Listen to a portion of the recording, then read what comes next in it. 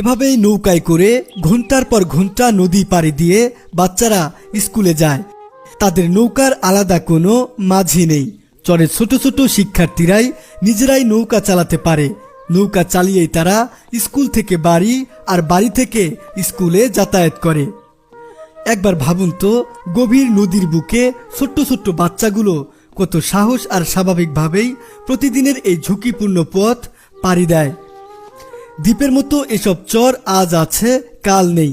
নদী ভাঙন একদিকে যেমন পুরনো চর গিলে খেয়ে যায়, অন্যদিকে তেমনি আবার নতুন করে চর জাগিয়ে তোলে। ভাঙন কবলিত এই পোড়ার চরে এখন বাঁধের কাজ করা হয়েছে। তাই অন্তত কিছুদিনের জন্য হলেও এই ছোট্ট ভূখণ্ডের মানুষজন একটু নিশ্চিন্তে ঘুমাতে পারছেন। এই পোড়ার চর থেকে আত্মীয় বিদায় দিয়ে দিল। এখানকার নৌকা দিয়েই সে আত্মীয়কে পৌঁছে দিচ্ছে। দেখেন, বাড়িতে আত্মীয় স্বজন আসলে নৌকা দিয়েই আসতে হয়। আবার আত্মীয়ের বাড়িতে বেড়াতে যেতেও একমাত্র নৌকায় ভরসা। চরের বেশিরভাগ ছেলে মেয়ের বিয়েও হয় এক চর থেকে অন্য চরে। নদীকে সঙ্গী করেই তাদের সম্পর্ক গড়ে ওঠে। চরাঞ্চলের বেশিরভাগ মানুষ দারিদ্র্যসীমার অনেক নিচে বসবাস করে। অভাব অনটন কষ্ট যেন তাদের পিছুই ছাড়ে না। এখানকার মানুষের জীবন নদীকেন্দ্রিক। তারা নদীতেই গোসল করতে অভ্যস্ত।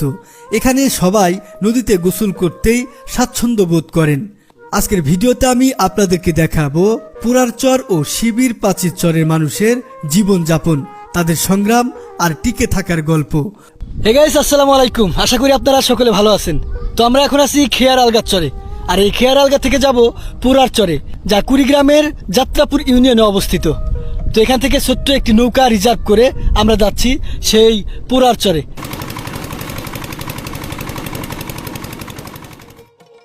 ব্রহ্মপুত্রের বুকে ক্লান্ত শরীর নিয়েই আমরা রওনা হলাম পুরার চরের উদ্দেশ্যে।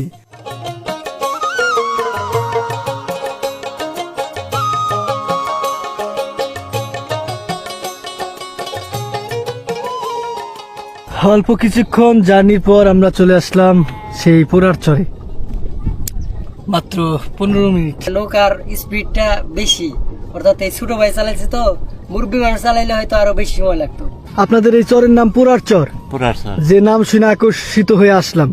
এই চরের নাম পুরার চর কেন? কাশিয়া পুরা গেছে, কাশিয়ার পুরা যাওয়ার পরে এই চরটার নাম পুরার চর। কাইসা পুরা গেছিল কিভাবে? আগুন ধরাইছিল মানুষ, মানে বিড়ি খায় আগুন ধরাইছিল, মানে চরের সব কাইসা পুড়ে গেছিল, সব কাশিয়া পুড়ে গেছে। তখন থেকে এর নাম পুরার চর। তাহলে পুরার চরে থাকেন? জি ভাইয়া। এখানে কত ঘর মানুষ আছে বসবাস করেন? এখানে আছে প্রায় মনে করেন যে আপনার 100 ঘর ছিল।